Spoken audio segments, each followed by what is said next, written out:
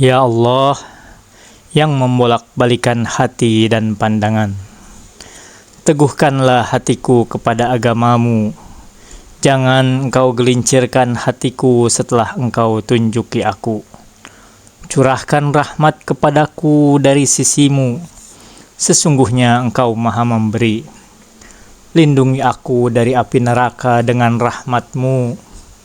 Ya Allah, panjangkanlah usiaku, luaskan rezekiku, dan taburkan kepadaku rahmatmu. Jika aku sudah tercatat dalam umul kitab sebagai orang yang celaka, jadikan aku orang yang bahagia. Sesungguhnya engkau menghapus apa yang engkau kehendaki dan menetapkan apa yang engkau kehendaki di sisimu umul kitab.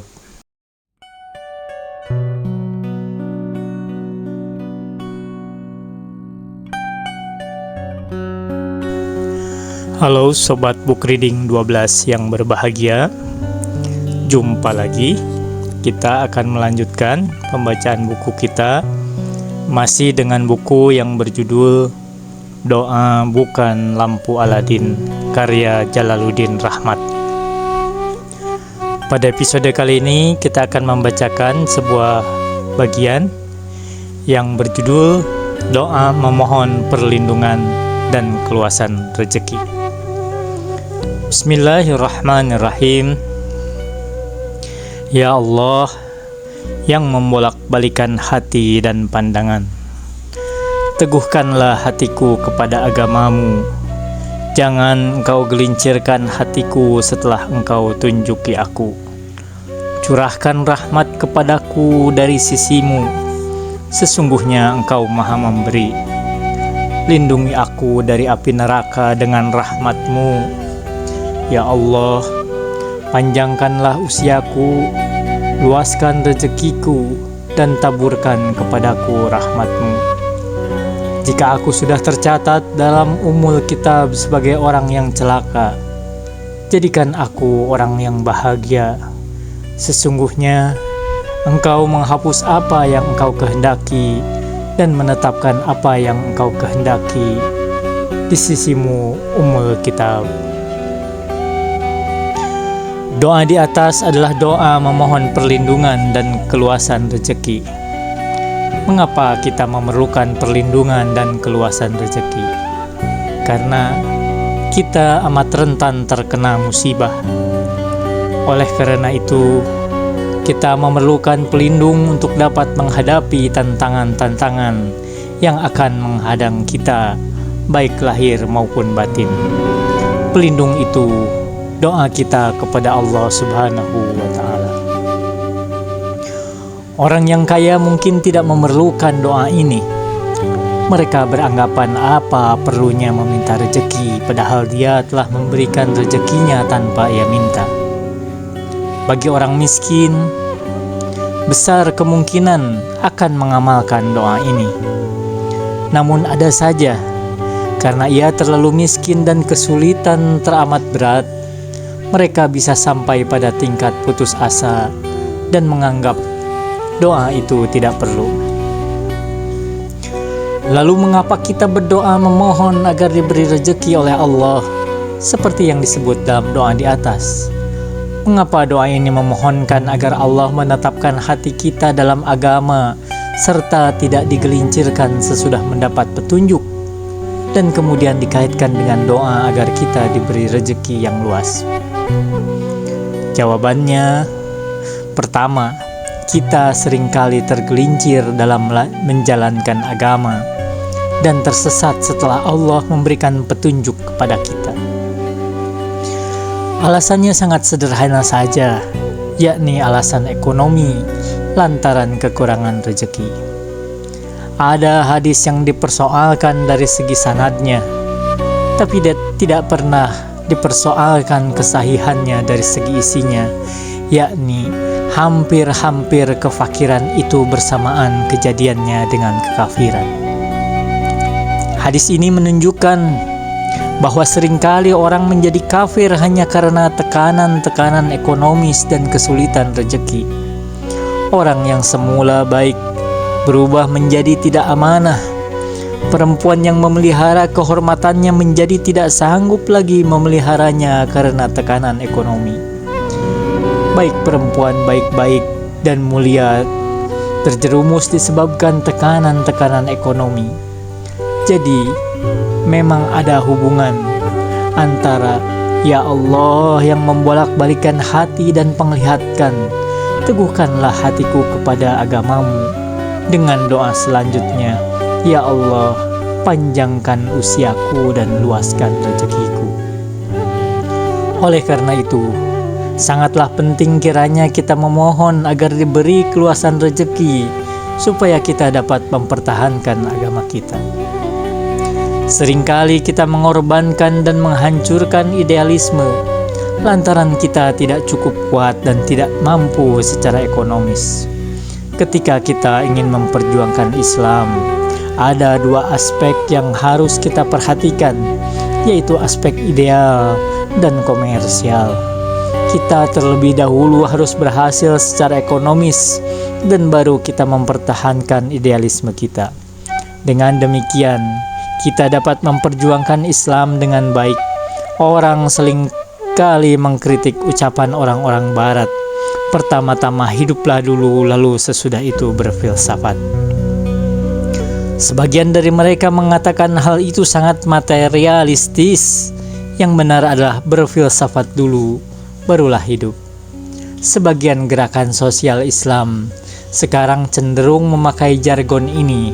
Menurut saya, anggapan ini salah. Ada seorang kawan saya mengatakan, kiai itu sebaiknya tidak usah memikirkan dagang. Yang penting bagi dia berdakwah saja. Saya jamin kehidupannya. Sayangnya, yang berbicara itu hanya satu orang, dan dia tidak akan sanggup menjamin kehidupan mubalik itu terus-menerus. Kalaupun mubalik itu harus mengandalkan donatur untuk kehidupannya, ia akan kehilangan banyak hal. Salah satunya adalah al-izzah atau wibawa dan harga dirinya sebagai ulama. Bisa-bisa lidahnya akan keluh ketika dia harus menegur orang yang mensponsori kehidupannya itu. Walaupun hal itu sebenarnya adalah haknya, seringkali dia tak sanggup karena terlalu banyak berutang budi. Kalau kita mau mencari dalil-dalilnya, ada sebuah dalil tentang perdagangan ini. Bukankah Nabi Muhammad Sallallahu Alaihi Wasallam sebelum diangkat sebagai Rasul menjadi pedagang terlebih dahulu? Rasulullah Sallallahu Alaihi Wasallam lalu menikah dengan seorang pedagang besar, konglomerat atau pengusaha. Dalam Islam, ada dua cara untuk memperkuat ekonomi kita, yakni cara yang gaib dan yang syahadah. Cara yang syahadah adalah usaha, ikhtiar dan bekerja. Cara yang gaib adalah berdoa, selain berusaha dan bekerja keras. Nabi juga mengajarkan kita untuk selalu berdoa memohon rezeki.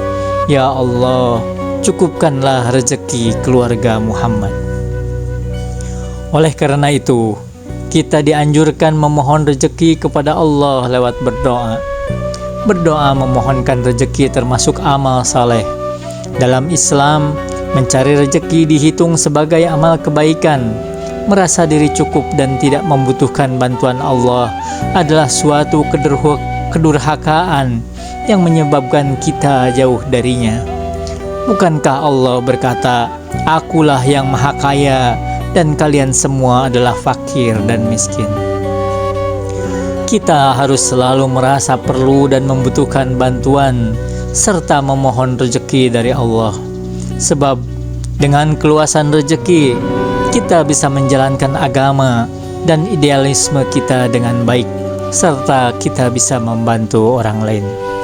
Yang termasuk dalam wirid-wirid ahli bait adalah wirid-wirid mereka mengajarkan kepada kita agar kita memperoleh rezeki secara langsung dari Allah, dan agar kita tidak bergantung kepada orang lain. Jika kita banyak bergantung kepada orang lain, kita akan dicemooh, direndahkan dan dihinakan. kita meminta rezeki langsung kepada Allah agar kita bisa mempertahankan kemuliaan dan harga diri kita sebagai manusia, hamba Allah, bukan sebagai hamba manusia. Ada sebuah doa permohonan rezeki dari Imam Ali yang berbunyi, segala puji bagi Allah yang telah memperkenalkan dirinya dan tidak meninggalkan aku dalam keadaan buta hati. Segala puji bagi Allah yang telah menjadikan aku dari umat Nabi Muhammad. Segala puji bagi Allah yang tidak menjadikan rezekiku ada di tangannya langsung dan tidak pada tangan orang lain.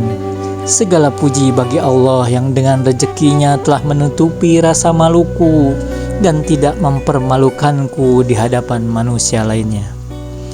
Pada doa yang lain, Imam Ali berucap, ya Allah, berilah aku rezeki dari anugerah-Mu yang luas, rezeki yang halal dan baik, rezeki yang luas dan bisa mengantarkanku pada cita-citaku di dunia dan akhirat, sebanyak-banyaknya, seluas-luasnya, tanpa ada gerutuan dan cemoohan dari seorang pun makhluk-Mu.